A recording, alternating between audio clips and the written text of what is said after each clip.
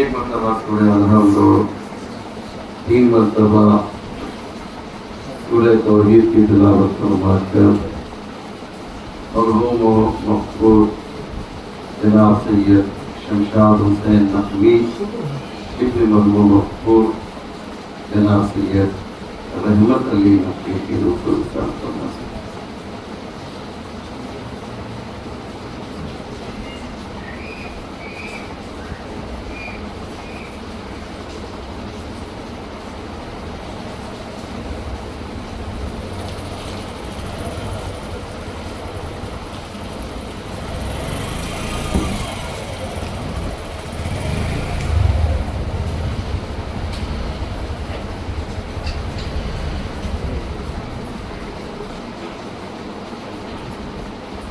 لا حول ولا قوة إلا بالله العلي العظيم حسبنا الله ونعم الوكيل نعم المولى ونعم النصير أعوذ بالله من الشيطان اللعين الرجيم بسم الله الرحمن الرحيم الحمد لله رب العالمين والصلاة والسلام والتحية والإكرام على سيد الأنبياء والمرسلين شفيع المذنبين مولانا أبي القاسم محمد محمد وآلِ محمد الطيبين الطاهرين المعصومين المظلومين ولعنة الله على أعدائهم أجمعين من يومنا هذا إلى صباح يوم الدين رب اشرح لي صدري ويسر لي أمري واحلل عقدة من لساني يفقهوا قولي أما بعد فقد قال رسول الله صلى الله عليه وآله وسلم الدنيا مزرعة الآخرة صلوات محمد وآلِ محمد. یہ مجلس ایک بہت ہی مؤمن متدین شخصیت کے ایصال ثواب کے لیے برگزار کی گئی ہے بیت الحمد پونا میں. مجلس کی مناسبت کو پیش نظر رکھتے ہوئے کچھ باتیں عرض کر رہا ہے. مجلس ترہیم ہے اور دوسری بات یہ کہ شب جمعہ بھی ہے. یہ وہ شب ہے کہ جس کا تعلق ہمیشہ کہتا ہوں امام حسین علیہ الصلوۃ والسلام اللہم صلی علی محمد وآلِ محمد.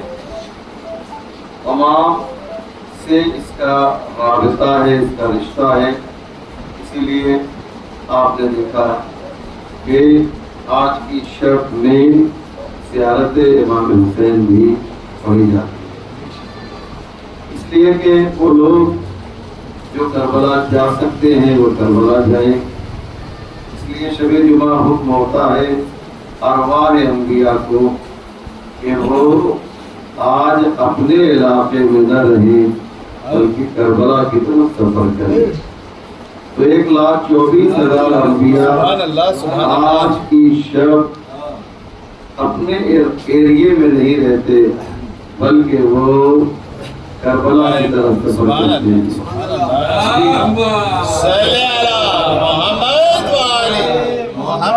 ابھی جو میں مجلس پڑھ رہا ہوں اس وقت ارواح انبیاء کربلا میں ہیں.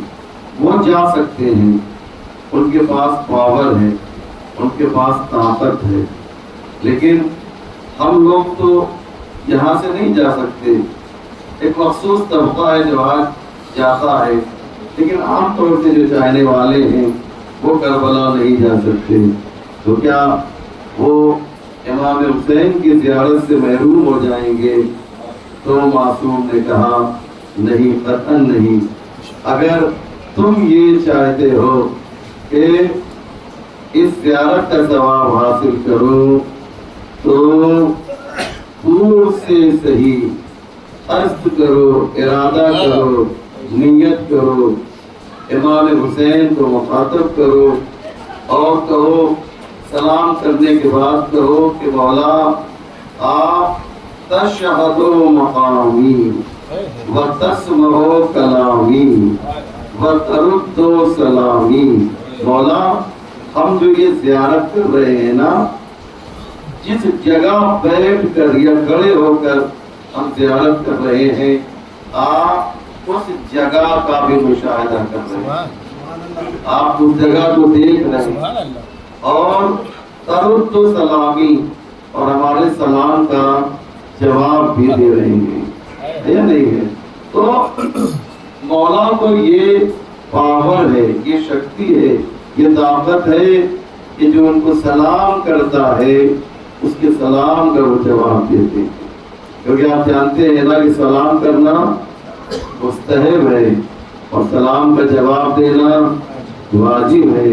تو جب آپ ایک بار کہتے ہیں السلام علیکہ یا ابا عبداللہ، تو ادھر سے بھی جواب آتا ہے وعلیکہ السلام یا عبداللہ۔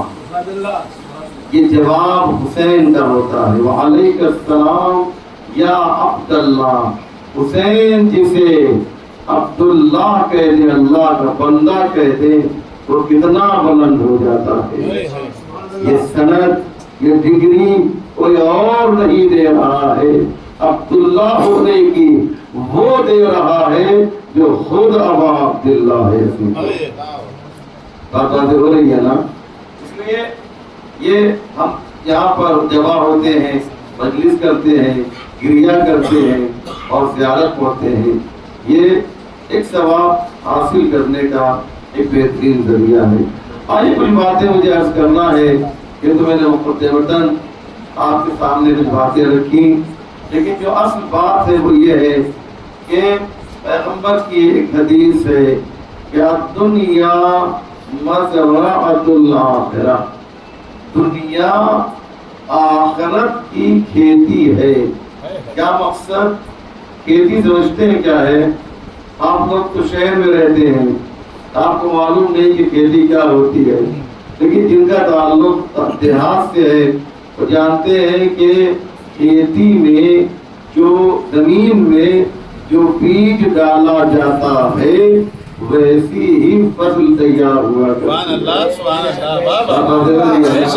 جو بیج آپ ڈالیں گے وہی کاٹیں گے، لیکن شرط یہ ہے کہ بیج کے انتخاب میں غلطی نہ کریں۔ اب اگر آپ نے یہاں پر اپنے عمل خیر کے ذریعے سے اس کھیتی میں جسے دنیا کہا جاتا ہے، اس میں آپ نے اگر اچھا بیج ڈالا ہے تو اس کی فصل آپ کو یہاں نہیں ملے گی، اس کی فصل وہاں ملے گی جس کے عالم آخرت کہا جاتا ہے۔ یہ عالم آخرت ہے۔ تو کہنے کا مقصد یہ ہے کہ دنیا مزرعۃ الآخرہ، آخرت کے لیے۔ دنیا ہے کیا؟ بہت آپ سنتے ہیں دنیا دنیا، یہ دنیا جو ہے اس میں تفصیل ہے، یاد رکھیے گا، گھبرائیے گا میں وعدے کروں گا۔ دنیا جو ہے یہ سپرلیٹیو ڈگری ہے، سمجھ رہے ہیں نا؟ یعنی جس کے اندر ترجمہ کیجیے بہت زیادہ آتا ہے۔ آپ کہتے ہیں نا اللہ اکبر، اللہ بہت بڑا ہے، تو اکبر جو ہے وہ کبیر کی سپرلیٹیو ڈگری ہے۔ کبیر یعنی بڑا، اکبر یعنی بہت بڑا۔ ایسے ہی دنیا، دنیا جو ہے یہ جو ہے یہ فعلا کے وزن پہ ہے۔ جیسے صغیر یعنی چھوٹا، صغرا جو بہت زیادہ چھوٹا ہو اسے صغرا کہا جاتا ہے۔ کبیر یعنی بڑا یا کبیرہ یعنی بڑا، اور اس کی جو اس میں تفصیل آئے گی مؤنث، اسے کبرا کہا جاتا ہے، بہت بڑا۔ بات واضح ہو رہی ہے نا؟ ایسے ہی دنی کا مطلب ہوتا ہے پست۔ دنی کا مطلب کیا ہوتا ہے؟ پست۔ دنیا جو بہت زیادہ پست ہو عزیزو، ہم جس عالم میں رہتے ہیں یہاں پر پستی ہی پستی پائی جاتی ہے، یہاں سے نکل کر جب وہاں جائیں گے، اس عالم میں جائیں گے تو وہاں پہ بلندی ہی بلندی نظر آئے گی۔ سبحان اللہ، ایک سلام ہے محمد وعلا نعرہ حیدری، حیدری، باز بلند صلوات، صلی اللہ محمد وعلی محمد۔ یہ جو دنیا ہے نا، یہ دنیا بہت ہی پست ہے، یہ دنیا بہت ہی حقیر ہے۔ اللہ نے کیا فرمایا ہے کہ بکری کے ناک سے نکلنے والا جو پانی ہوتا ہے یہ دنیا اس سے بھی زیادہ حقیر ہے، یہ مولا علی نے فرمایا ہے عزیزو۔ تو دنیا کو آپ پہچانے کیا ہے؟ دنیا جو بہت زیادہ۔ اب آئیے میں آپ کو ایک مثال دیتا ہوں، دنیا ہے کیا، کسے سمجھنے کی کوشش کیجیے۔ مثال کے طور پر امام سے پوچھا گیا، امام جعفر صادق علیہ السلام سے پوچھا گیا،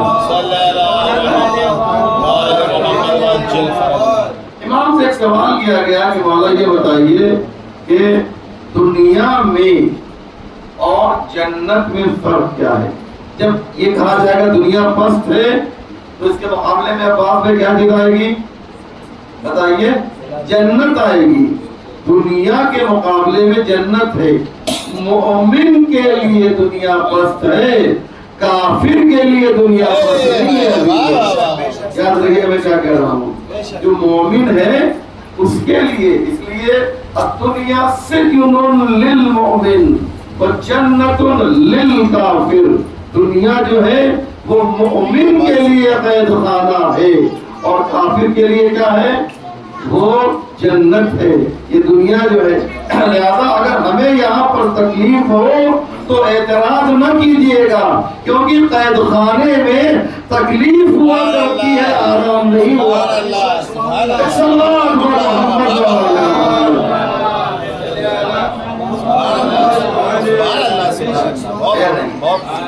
تو دنیا کیا ہے؟ سجن للمؤمن وجنت للکافر، کافر کے لیے ہے۔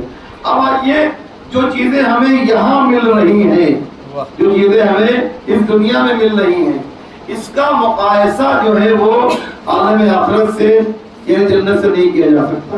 آپ کہیں کہ صاحب ہم نے تو قرآن میں پڑھا ہے کہ بہت سے پھل جو ہیں دنیا کے پھل جنت میں ملیں گے۔ توجہ کی ایک بات کہنا چاہتا ہوں، بہت امپورٹنٹ بات، انشاءاللہ آپ تک یہ بات پہنچے گی کہ قرآن میں ہے کہ کچھ پھل ایسے ہیں جو جنت میں بات بھائی پائے جائیں گے۔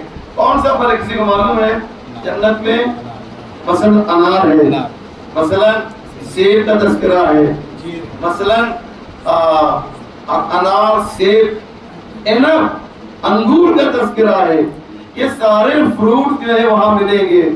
تو آپ کے ذہن میں ایک بات آ سکتی ہے کہ بھیا جب یہی پھل ملنا تھا تو وہاں جانے کی ضرورت کیا تھی؟ یہ پھل تو ہم کو یہی مل جا رہا ہے، توجہ ہے نا؟ تو اتنی محنت کر کے جو ہے ہمیں جنت میں جانے کی ضرورت کیوں ہے؟ ذہن میں ایک بات آ سکتی ہے نا آپ کے، لیکن نہیں، ایسا نہیں ہے۔ مولانا مقبول احمد صاحب، آپ جانتے ہیں؟ آپ کو کون جانتا ہے؟ جنہوں نے قرآن کا ترجمہ کیا ہے، مولانا مقبول احمد صاحب، بہت بڑا نام ہے۔ ایک اور بڑا نام ہے مولانا فرمان علی صاحب کا۔ ان دونوں نے جو باتیں کہی اس کا خلاصہ میں آپ کے سامنے نچوڑ پیش کر رہا ہوں۔ دونوں کا جو ترجمہ اور دونوں کی جو تفسیر ہے اس کا خلاصہ میں پیش کر رہا ہوں۔ مولانا فرمان علی صاحب باپ بھائی کے رشتہ دار بھی لگتے ہیں شاید، اور بہت بڑا نام ہے، یعنی یوں کہا جائے کہ صبح قیامت تک فرمان علی صاحب کا نام لیا جاتا رہے گا۔ ایک بزرگ نے کیا پیاری بات کی، جو ترجمہ کیا ہے اردو میں، قرآن کا جو ترجمہ کیا ہے، ایک شخص نے بڑی پیاری بات، ایک اچھے موقف نے بڑی پیاری بات کہی کہ اگر اردو میں قرآن نازل ہوتا تو ایسا ہی ہوتا جیسا ترجمہ فرمان علی صاحب نے کیا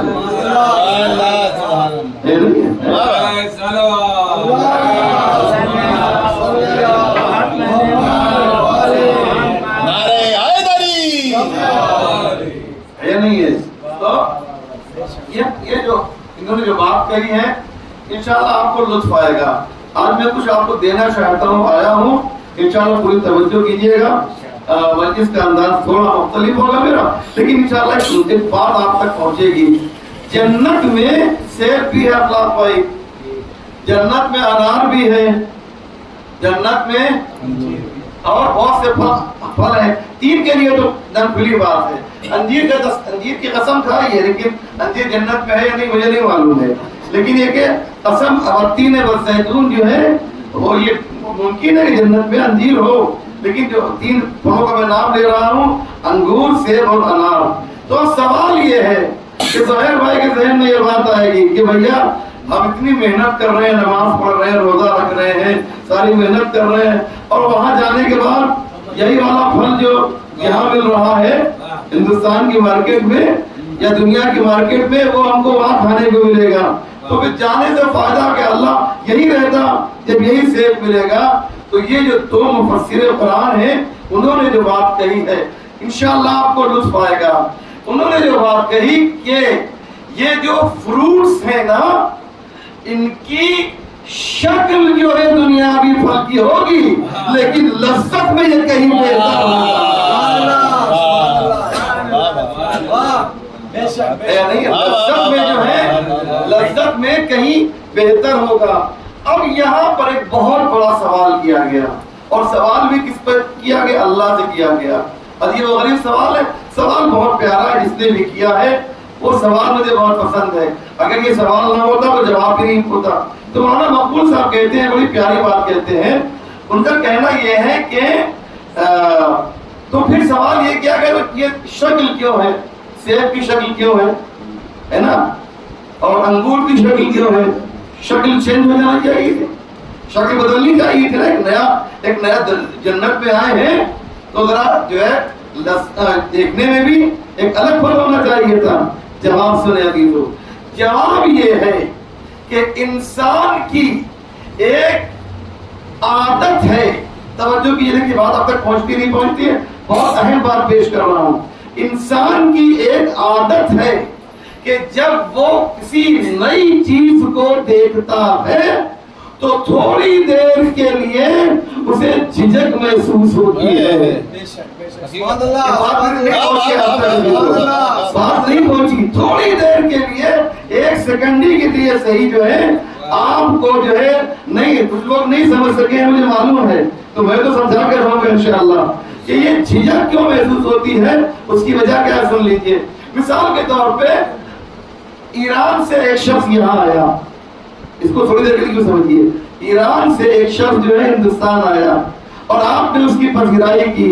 اس کے سامنے آپ نے پھل لا کے رکھا، پھل میں آپ نے انگور رکھا مثال کے طور پہ، سیب رکھا اور چیکو رکھ دیا. سمجھ رہے ہیں نا؟ تو اب یہ جو آپ کا ایرانی مہمان ہے نا، چونکہ ہندوستان میں یا ایران میں چیکو نہیں ہوتا ہے، تو وہ جب سیب کو اٹھائے گا تو فوراً اٹھا لے گا، ہے نا. انار کو اٹھائے گا تو فوراً کیونکہ وہاں انار بھی پایا جاتا ہے اور وہاں پر جو ہے وہ سیب بھی پایا جاتا ہے. لیکن جب چیکو کو اٹھائے گا تو اس کو ذرا سی جھجک محسوس ہوگی کیونکہ پہلی بار دیکھ رہا ہے.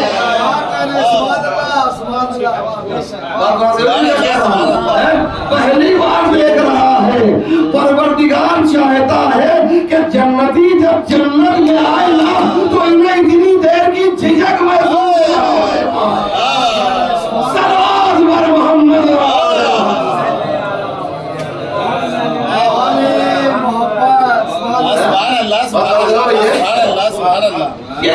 ایک چھکا رکھتا ہے، تھوڑا اسٹاپ ہو جاتا، رک جاتا ہے انسان. یہ کیا کون سا پھل ہے؟ ایک ذرا سا چکھے گا، زبان پہ رکھے گا، تھوڑی سی اس کو جھجک محسوس ہوگی. لیکن जन्नत में जब सेब देखेगा, अरे ये तो दुनिया में खाते थे, अनार देखेगा, अरे ये तो दुनिया में खाते थे, है ना, अंगूर देखेगा तो ये तो दुनिया में खाते थे, लेकिन जब खाएगा तो ये कहेगा कि दुनिया की लज्जत और थी और जन्नत की लज्जत और है। सल्लल्लाहु अलैहि मोहम्मद व आले मोहम्मद।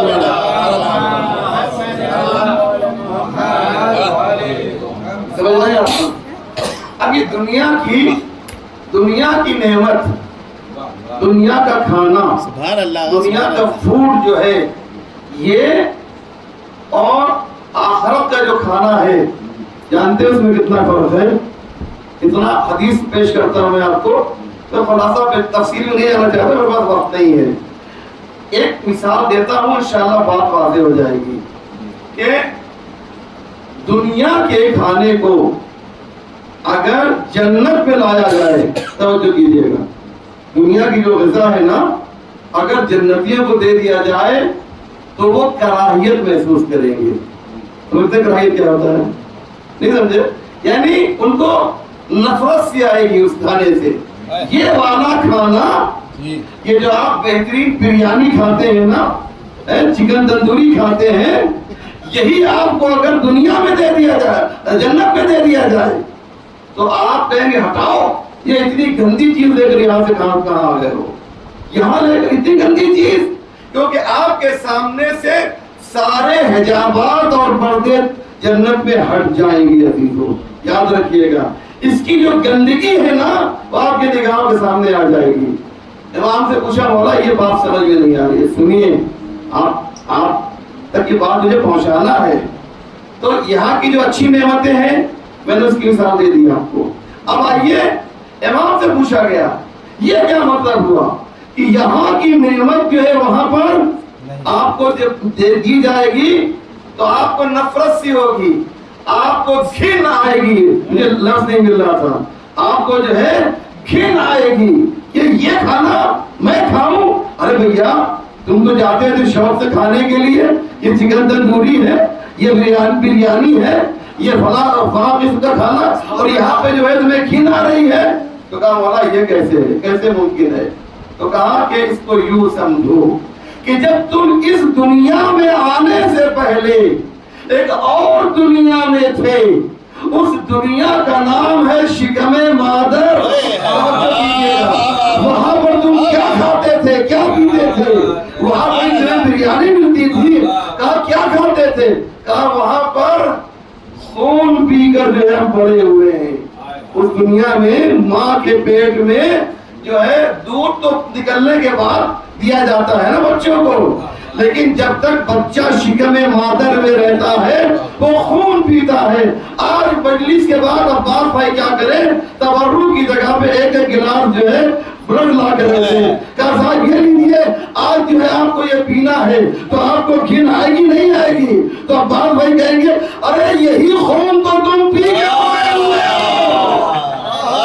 तवज्जो है ना, यही खून पी के तुम बड़े हुए हो। मालूम ये हुआ कि जैसे खून देखकर आपको घिन आ रही है, जन्नत में जाएंगे तो दुनियावी नेमतें अगर मिलेंगी तो वैसे ही घिन आ रही है। सल्लल्लाहु अलैहि मोहम्मद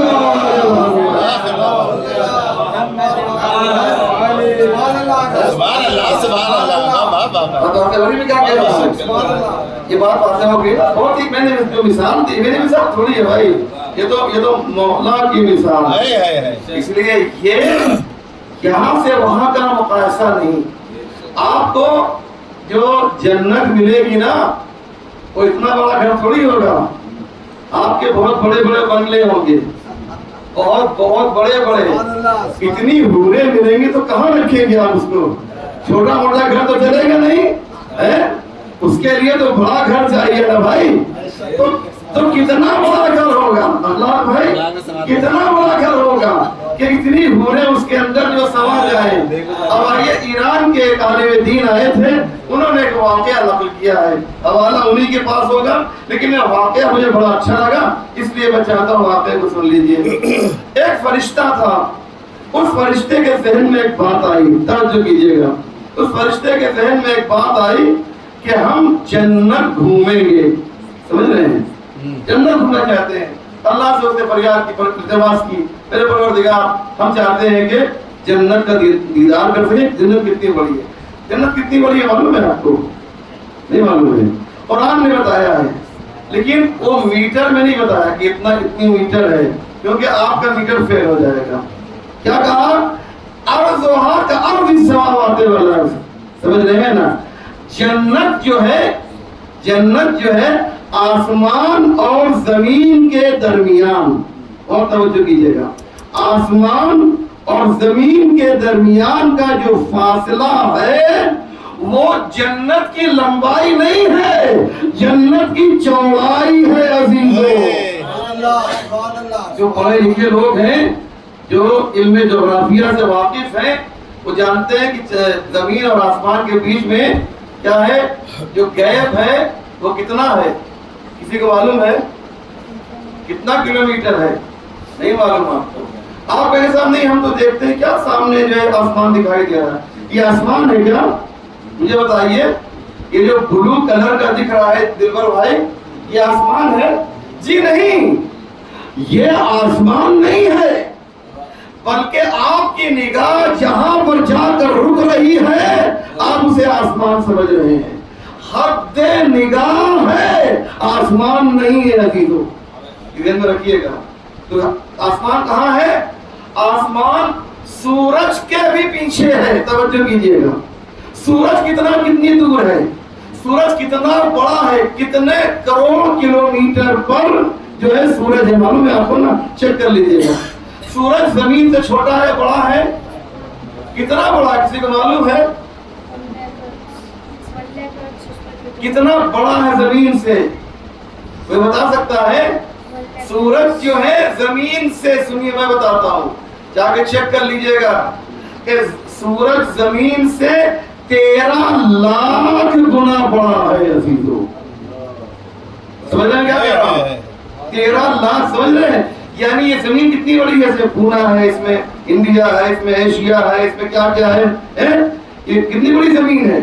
ایسی 13 لاکھ زمین کو اٹھائیے اور سورج میں لے جا کے رکھ دیجیے.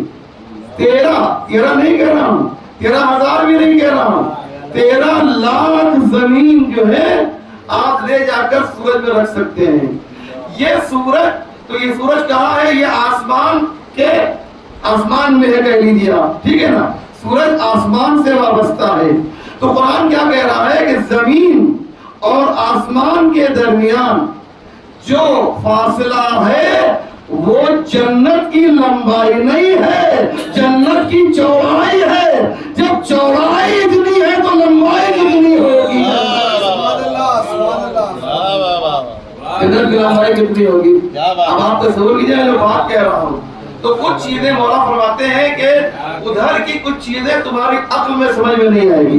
یہ بھی حدیث ہے کہ وہ کتنی بڑی جگہ ہے جہاں پہ آپ کو رہنا ہے. پھر مولا نے یہاں پر وہی مثال لی کہ فرض کرو کہ تم سے جو ہے کوئی پوچھے, اگر تم اس سے پوچھ رہے ہو کہ صاحب جنت کتنی بڑی ہے, تو میں اس کے بڑے پن کو بتاؤں گا, پھر تو سمجھ نہیں سکتے ہو. کہ مولا کچھ تو بتائیے. وہ پیچھے بڑھ گیا, نہیں کچھ تو بتائیے کہ کتنی بڑی ہے. کہا تمہارے عقل میں نہیں آ سکتی جنت کتنی بڑی ہے, تمہاری عقل میں نہیں آ سکتی ہے, مولا کچھ تو بتائیے نا. تو اس نے کہا, تو مولا نے فرمایا کہ اسے یوں سمجھو کہ ایک بچہ ماں کے شکم میں ہے اور اس سے تم بات کرو ایک مائکرو فون, میں کہہ رہا ہوں مائکرو فون, ایک آلے کے ذریعے سے. امام نے کہا, اور اس سے پوچھو کہ جو ماں کی شکم میں ہے کہ تمہاری دنیا کیسی ہے. کہے گا ماشاءاللہ بہت بڑی دنیا ہے ماں کی شکم میں, ہے نا. وہ کہے گا آرام سے, چین سے, کوئی ٹینشن نہیں ہے. مثال کے طور پہ کچھ جملے میں مکس کر رہا ہوں, مطلب یہ کہ وہ کہے گا کہ ہماری دنیا ٹھیک ٹھاک ہے. امام نے کہا لیکن اگر وہ آپ سے پوچھے آپ بتائیے کہ آپ کی دنیا کتنی بڑی ہے, آپ کی کائنات کتنی بڑی ہے, تو ہم اس کو بتا سکتے ہیں ارے تمہاری دنیا کیا ہے, باہر آؤ گے تو اس کے اندر پونا ہے, باہر آؤ گے تو اس میں مہاراشٹرا ہے, باہر آؤ گے تو اس کے اندر زمین ہے, باہر آؤ گے تو اس کے اندر آسمان ہے, باہر آؤ گے تو اس میں گیلیکسی ہے, کروڑوں سیارے ہیں, کروڑوں ستارے, نہ جانے کیا کیا چیزیں ہیں. یہ سمندر وہ آپ اس بچے کو جس طریقے سے شکم مادر میں رہنے والے بچے کو اس دنیا کے بارے میں نہیں بتایا جا سکتا ہے، ویسے ہم تمہیں جنت کے بارے میں نہیں بتا سکتے ہیں۔ سبحان اللہ سبحان اللہ نعرہ تکبیر، اللہ اکبر، نعرہ رسالت، یا رسول اللہ، نعرہ حیدری، سبحان اللہ سبحان اللہ۔ ہے یا نہیں؟ واہ واہ واہ واہ۔ ہے تو اب ہماری عقل جو ہے نا، ہماری عقل فیل ہے۔ دیکھیے ہم زمین پہ ہیں، سوچتے ہیں کہ صاحب یہ بہت بڑی جگہ ہے۔ جو لوگ جانتے ہیں، جو اسٹار اور کیا وہ سیارے اور ستارے کے بارے میں جانتے ہیں، ان کو معلوم ہے کہ یہ زمین کا جو سیارہ ہے یہ بہت ہی چھوٹا ہے، یہ ہے نا باقی کے مقابلے میں یہ اتنا بڑا ہونے کے بعد یہ بہت چھوٹا ہے۔ ہر اور یہ جو سولر سسٹم ہے نا، ہم سمجھتے ہیں کہ ایک ہی سورج ہے، لیکن ایسا نہیں۔ مولانا نے فرمایا تو سورج کئی ہے، تمہیں ایک سورج دکھائی دے رہا ہے، لیکن حقیقت یہ کہ سورج بہت اِنَّا وَرَاءَ شَمْسِكُمْ هَٰذَا لَأَرْبَعِينَ شَمْسًا، یہ امام کی حدیث ہے کہ ایک سورج نہیں ہے بلکہ 40 سورج ہیں۔ ہم نے ایک ہی سولر سسٹم کو دیکھا ہے۔ جب ہم ایک سولر سسٹم کو جانتے ہیں تو گیلیکسی کو بھی ہم ایک ہی مانتے ہیں، توجہ کیجئے گا۔ اب جانتے ہیں کہ ایک گیلیکسی میں کتنے ستارے ہیں؟ قاضی صاحب معلوم ہے کتنے ستارے ہیں؟ کروڑوں ستارے ہیں، اور یہ جو کروڑوں ستارے گیلیکسی میں پائے جا رہے ہیں، ان میں زیادہ تر ستارے وہ ہیں جو زمین سے زیادہ بڑے ہیں عزیزو۔ اور اس گیلیکسی کے پیچھے بھی کروڑوں گیلیکسی ہے، اور ہر گیلیکسی میں کروڑوں ستارے پائے جا رہے ہیں۔ اب ہم اندازہ لگا رہے ہیں یہ کتاب امام نے کیا کہا کہ جنت اس سے زیادہ بڑی ہے، جنت جو ہے اس سے زیادہ بڑی۔ دیکھیں بات کہاں سے کہاں نکل گئی، میں اس کو بیان نہیں کرنا چاہ رہا تھا، لیکن بات آ گئی، اور آخری بات سن لیجیے۔ تو وہ جو ہے فرشتے نے کیا کہا تھا اللہ سے؟ جنت گھومنے کے لیے شوق پیدا ہو گیا ہر آدمی کو، اور ہر موجود کو کچھ نہ کچھ مخلوق کو جو ہے کچھ نہ کچھ شوق ہوتا ہے۔ اللہ نے کہا تم نہیں گھوم پاؤ گے، بہت بڑی جنت ہے۔ فرشتوں کی اسپیڈ جانتے ہیں نا کیسی ہوتی ہے، اس کو بھی آپ یہاں نہیں سمجھ پائے گی۔ فرشتوں کی اسپیڈ بہت زیادہ ہوتی ہے۔ جبریل سید الملائکہ ہیں، ان کی اسپیڈ تو کچھ زیادہ ہی ہے۔ علی نے کیا کیا؟ وار کیا اس کے اوپر، بولیے مرہم کے اوپر وار کیا نا بھائی، تو اللہ نے کیا کیا؟ کہا جاؤ جا کے جبریل پر بچھا دو۔ جبریل کہاں پہ ہیں؟ عرش پہ ہیں، اور فوراً آگے پر بچھا دیا۔ اسپیڈ کیا ہے؟ سبحان اللہ سبحان اللہ۔ بتائیے آپ کا کمپیوٹر فیل ہوگا یا فیل نہیں ہو جائے گا؟ سمجھ رہے ہیں نا؟ جناب موسیٰ جب لال کی طرف بڑھ رہے تھے تو اللہ نے کیا کیا؟ فوراً جبریل کو بھیجا اور ان کے ہاتھ کو کیا کیا؟ لال سے آگ کی طرف کر دیا۔ فوراً اسپیڈ کیا ہوگی؟ یہ سید الملائکہ، میں نہیں کہتا ہوں سارے ملائکہ کی اسپیڈ ایسی ہے، لیکن فرشتوں کی اسپیڈ اچھی خاصی ہوتی ہے۔ یہ فرشتہ جو ہے بیچارہ یہ جنت میں گھومتے گھومتے گھومتے اڑتے اڑتے تھک گیا۔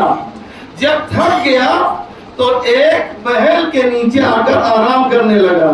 اب کسی کو احساس ہوا جو محل میں جو حور تھی، اس نے کھڑکی کھولی اور کہا کون ہے جو یہاں بیٹھا ہوا ہے؟ بہت توجہ کیجیے گا جناب، یہ فرشتے صاحب جو تھے یہ انہوں نے مڑ کے دیکھا، کہا ایک حور ہے۔ کہا یہاں تم کیا کر رہے ہو؟ کہا ہم اس میں جنت گھومنے آئے تھے۔ کہا تم کہاں سے کہاں تک تم نے سفر کیا؟ کہا یہاں سے لے کر یہاں تک کا سفر کیا۔ کہا جانتے ہو ابھی تو تم نے سلمان کا ایریا بھی پورا نہیں معلوم کیا ہے، جنت دیکھنے کے لیے آئے ہو۔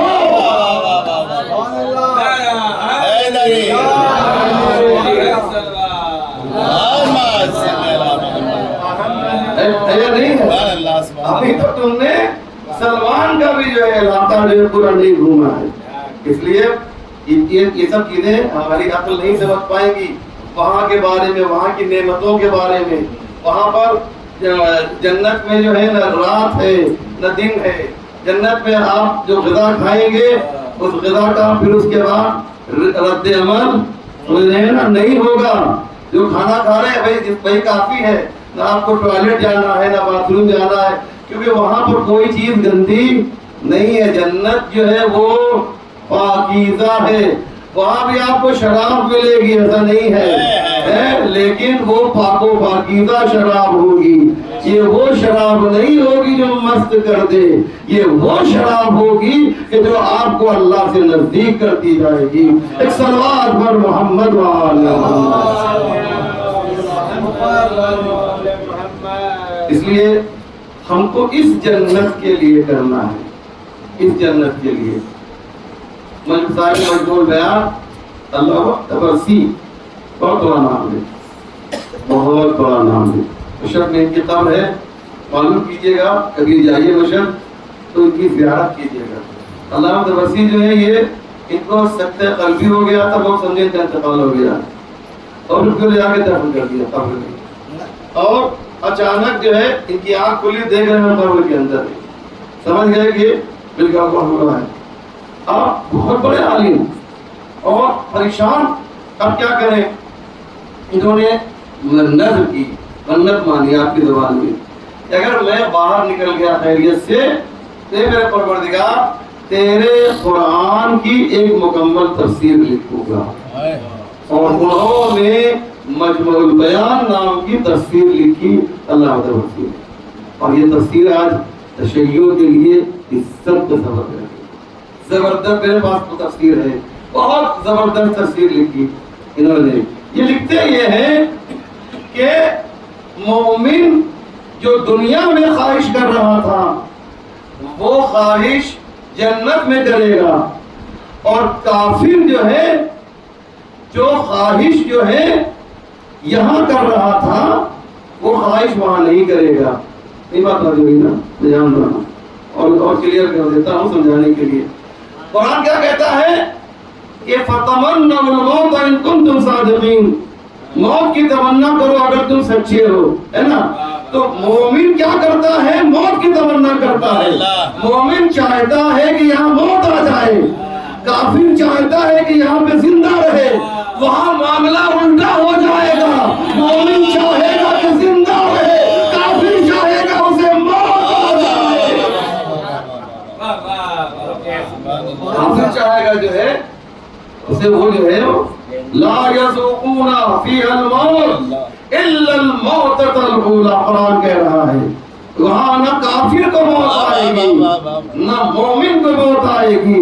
جو جنت میں ہے وہ زندہ رہے گا, جو جہنم میں ہے وہ بھی زندہ رہے گا. بس فرق یہ ہے کہ ایک پر عذاب نازل ہوتا رہے گا, ایک پر رحمتیں نازل ہوتی رہے گی. آخری بات, اب ایک سوال, سب سے بڑی نعمت کیا ہے؟ اگر کوئی آپ سے پوچھتا ہے سب سے بڑی نعمت کیا ہے؟ جنت, سلسبیل, کوثر, کیا ہے سب سے بڑی نعمت؟ قرآن سے پوچھا گیا کہ سب سے بڑی نعمت کیا ہے. اسے لکھ لیجئے گا اپنے پاس کہ سب سے بڑی نعمت جو ہے رضوان من اللہ اکبر. قرآن کہہ رہا ہے اللہ کی جو مرضی ہے وہ سب سے بڑی نعمت ہے. یہ کہاں ملے گی؟ یہ اس جگہ ملے گی جسے جنت کہا جاتا ہے. وہاں پر جو ہے مومن مکمل طور پہ اسے مرضی پروردگار مل جائے گی. مرضی پروردگار لینا آسان کام تھوڑی ہے. سمجھ رہے ہیں نا, مرضی پروردگار, رضوان یعنی مرضی, رضایت پروردگار, اللہ راضی ہو جائے ہم سے. وہاں جب ہم آئیں گے تو اللہ کہے گا اے میرے بندے ہم تجھ سے راضی ہو چکے ہیں. وہاں سارے حجابات سارے پردے ہٹ جائیں گے. وہاں پر نہریں ہوں گی, وَأَنْهَارٌ مِّن لَبَن, دودھ کی نہریں ہوں گی. آپ کو وہاں پر گائے کی ضرورت نہیں ہے, بھینس کی ضرورت نہیں ہے. دودھ پینا ہے جائیے اپنا کیا بولتے ہیں جگ مگ لے کر جائیے, کیٹلی لے کے جائیے اور گلاس دودھ پی لیجیے. آپ کو کیا ہے وَأَنْهَارٌ مِّنْ عَسَلٍ مُصَفًّى, اور جنت میں کیا ہے شہد کی نہر ہوگی. شہد بہ رہا ہوگا, پیور شہد, اس میں کوئی مکسنگ نہیں ہوگی. اور وہاں کا جو پانی ہوگا لم یتسنہ, وانہار من ماء لم یتسنہ. قرآن کہتا ہے ایسا پانی ہوگا کہ جس کے اندر کوئی بھی خرابی پیدا نہیں ہوگی.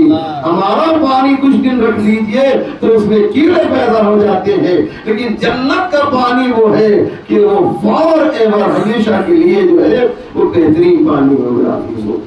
ایسی نعمتیں آپ کو ملے گی. میں نے بھول کر تو نام ہی نہیں لیا ہے، سمجھ رہے ہیں کہ وہ ملے گی، سمجھ رہے ہیں نا. اس کو چھوڑ دیے تب بھی بہت کچھ ہے. وہاں کا جو گوشت ہوگا وہ گوشت کے لیے روایت ہے. وقت نہیں تمام باتوں کو پڑھوں کہ وہ کبوتر سے چھوٹا ایک جانور ہے جو وہاں پر جو ہے آپ کو بریان کر کے روسٹ کر کے دیا جائے گا، جو نہایت ہی ٹیسٹی ہوگا، بہت ہی لذیذ ہوگا. کھانوں میں ایک کھانے کا میں نے نام کیا ہے. ایسی بہت سی جنت کی نعمتیں ہیں. ایک انسان اگر کچھ دن یہاں پر تھوڑی سی تکلیف حاصل کر لے، اٹھا لے، تو وہاں پر اسے فائدہ ہی فائدہ ملے گا. بقول آیت اللہ کراتی کے کہ تھوڑی سی محنت کرنی ہے. 5 وقت جو تم نماز پڑھتے ہو نا، اس میں کتنا ٹائم لگتا ہے؟ آدھا پون گھنٹہ سب ملا جلا کے کتنا وقت تم برباد کر دیتے ہو. اگر یہ 5 وقت نماز پڑھ لو تو تمہیں اس کے مقابلے میں جنت ملے گی. 1 مہینہ جو ہے وہ بھی رات میں تو کھانا ہے، دن میں نہیں کھانا ہے. تھوڑا سا اپنے کو کنٹرول کر لو. 1 مہینہ تمہیں دن میں جو ہے نہیں کھانا ہے، سوچ لو. آغا غراتی کہتے ہیں کہ انگور کھاؤ. ضروری نہیں ہے کہ انگور سے جو چیز بنائی جاتی ہے اس کو بھی ہے نا. اپنے نفس پہ کنٹرول کرو. اس کا لیکویڈ نہ کھاؤ بلکہ انگور کھاؤ. اللہ نے تمہیں جو ہے انگور دیا ہے، شراب تم نے بنایا ہے. ابھی تو تم کو اللہ نے عقلمند بنایا، عاقل بنایا، اور تم نے اس کا استعمال صحیح، اپنی عقل کا استعمال صحیح نہیں کیا. اس لیے ابھی یاد رکھیے گا یہ چھوٹی چھوٹی باتیں ہیں.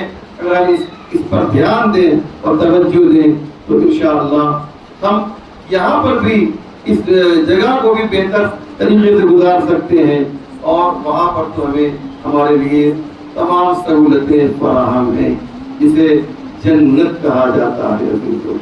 ہم جنت کے لیے عمل خیر کرتے ہیں.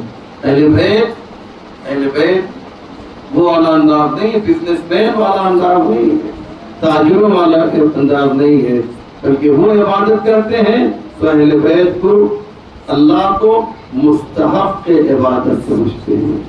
بس عزیزو، شب عاشور ہم نے یہی دیکھا ہے، عجیب منظر دیکھا. اور زیادہ لے لیا میں اس کے لیے معذرت چاہتا ہوں، لیکن بات کیونکہ بہت اہم تھی میں نے کہ اس کو مکمل کر دیا جائے.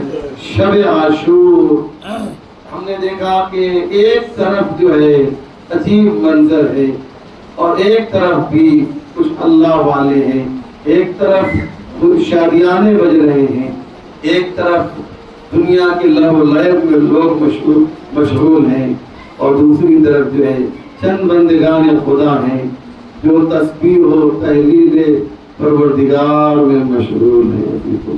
اللہ اکبر، تسبیح پروردگار کر رہے ہیں. آپ نے برابر سنا ہے کہ امام حسین اور ان کے چاہنے والوں کے خیمے سے تسبیح پروردگار کی آواز اس طرح سے آ رہی تھی جیسے شہد کی مکھیوں کی آواز آتی ہے. انہیں معلوم ہے کل قربانی کا دن ہے. اور کیا خوبصورت شعر کہا ایک بزرگ عالم دین نے، پوری رات یا تسبیح پروردگار ہو رہی ہے یا مرنے کی تیاری ہو رہی ہے. کسی کو دیکھیے تو اپنے تلوار کو سیغل کر رہا ہے، کوئی کہہ رہا ہے اے عباس تمہیں معلوم ہے کل تم کو جو ہے جوش شجاعت دکھانا ہے، تم کو علی نے میرے مولا نے کربلا کے لیے ذخیرہ کیا ہے. جناب سہیل ابن قین نے یہ بات کہی تھی تو جناب عباس نے کہا تھا آپ کو شجعونی یا زہیر، اے زہیر تم ہمیں جوش شجاعت دلا رہے ہو، کل عاشور کا دن آئے گا تو تم دیکھنا کہ یہ عباس کس طریقے سے جنگ کرے گا، یہ عباس کس طریقے سے جنگ کرے گا. لیکن اداروں میں ایک جملہ کہو، شجاعت یہ نہیں ہے کہ انسان اپنی طاقت کا مظاہرہ کر دے. شجاعت اس کو کہا جاتا ہے کہ طاقت کے باوجود، شجاعت کے باوجود شجاعت کے اظہار کا موقع نہ ملے عزیزو۔ ارے حسن کے جنازے پہ تیروں کی بارش ہوئی، عباس نے تلوار کو نیام سے نکال لیا۔ حسین نے کہا عباس رک جاؤ رک جاؤ، ابھی کربلا نہیں آئی ہے، ابھی کربلا نہیں آئی ہے۔ ولید کے دربار میں جب اس ظالم نے امام حسین کے خلاف کچھ توہین کرنا چاہا، عباس نے تلوار کو نیام سے نکال لیا۔ حسین نے پھر روکا، ارے ابھی کربلا نہیں آئی ہے، ارے کہاں کہاں روکا ہوگا مجھے نہیں معلوم، لیکن عزادارو عباس کے دل میں یہ تمنا تھی، ٹھیک ہے یہاں لڑنے کی اجازت نہیں ملی تو کیا ہے، لیکن جب عاشور کا دن آئے گا تو میں دنیا کو بتاؤں گا کہ علی کا بیٹا ارے کس طریقے سے لڑتا ہے، علی کا بیٹا کس طریقے سے جنگ کرتا ہے۔ عزادارو پتہ نہیں کیا کیا تمنائیں کروٹیں لے رہی ہوں گی۔ ارے عباس چلے، گھوڑے پر سوار ہوئے، تلوار کو حمائل کیا، جیسے ہی آگے بڑھنا چاہ رہے تھے کہ پیچھے سے ایک آواز آئی، اے عباس ارے تلوار لے کر کیوں جا رہے ہو، تمہیں جنگ کی اجازت نہیں دی جائے گی، صرف دفاع کر سکتے ہو۔ عزادارو حسین نے تلوار کو لے لیا، نیزہ دے دیا۔ یہی وجہ تھی عزیزو کہ عباس جنگ نہ کر سکے، اور جو تمنا عباس تھی وہی دل کی دل میں رہ گئی۔ وَسَيَعْلَمُ الَّذِينَ ظَلَمُوا أَيَّامَ انقلب ينقلبون إِنَّا لِلَّهِ وَإِنَّا إِلَيْهِ راجعون۔ رضا بقضائه وتسليما لأمره، اللهم بحق محمد وأنت المحمود، وبحق علي وأنت العالى، وبحق فاطمة وأنت فاطر السماوات والأرض، وبحق الحسن وأنت المحسن، وبحق الحسين وأنت قديم الإحسان، وبحق الأئمة التسعة الطاهرين من ذرية الحسين عليه السلام۔ یا اللہ تجھے واسطہ ہے محمد و آل محمد، پروردگار ہمارے اس مختصر مگر اہم اعمال کو قبول فرما، ہمارے آنسوؤں کو رومال فاطمہ زہرا میں جگہ عنایت فرما۔ اس مرحوم کے لیے مجلس منعقد کی گئی ہے، پروردگار مرحوم مقبول جناب سید شمشاد حسین نقوی کو جنت عالیہ فردوس میں جگہ عنایت فرما۔ جو مریض ہیں انہیں شفاء عاجل و کامل مرحمت فرما۔ بالخصوص عباس بھائی کی طبیعت ناساز ہے، جیسا کہ آپ دیکھ رہے ہیں، پروردگار انہیں بھی شفاء عاجل و کامل مرحمت فرما۔ یا اللہ ایران اسلامی کی حفاظت فرما، اس کے دشمن اگر قابل ہدایت نہیں ہے تو انہیں نابود فرما۔ علماء اعلام مراجع نظام رہبر انقلاب کو ٹولے ہوں، صحت کامل و موفقیت کامل عنایت فرما۔ یا اللہ ہمارے امام کے ظہور میں تعظیم فرما، ہم سب کو ان کے امان و انصاف میں شمار فرما۔ شاف کی جو اہلیہ ہے وہ بھی اسپتال میں ایڈمٹ ہے، پروردگار انہیں بھی بحق امام زین العابدین شفاء کامل و عاجل عنایت فرما۔ آئیے ہم 5 مرتبہ ہمیں کی اور نشان صاحب کے بہنوئی بھی بیمار ہیں، اور آپ سے مربوط جو بھی مریض ہیں ان کو بھی اپنی دعاؤں میں شامل کیجیے، اور آئیے 5 مرتبہ ہمیں جن کے تلاوت کرتے ہیں۔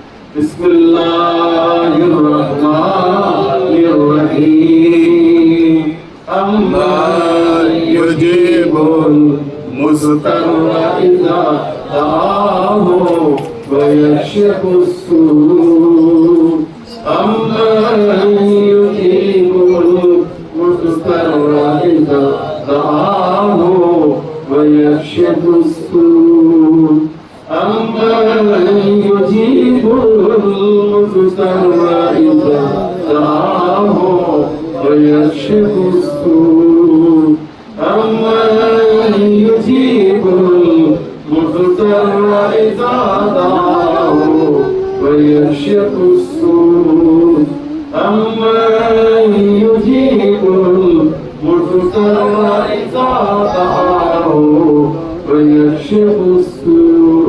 اللهم اغفر للمؤمنين والمؤمنات والمسلمين والمسلمات الأحياء منهم والأموات، تعف بيننا وبينهم بالخيرات إنك مجيب الدعوات إنك على كل شيء قدير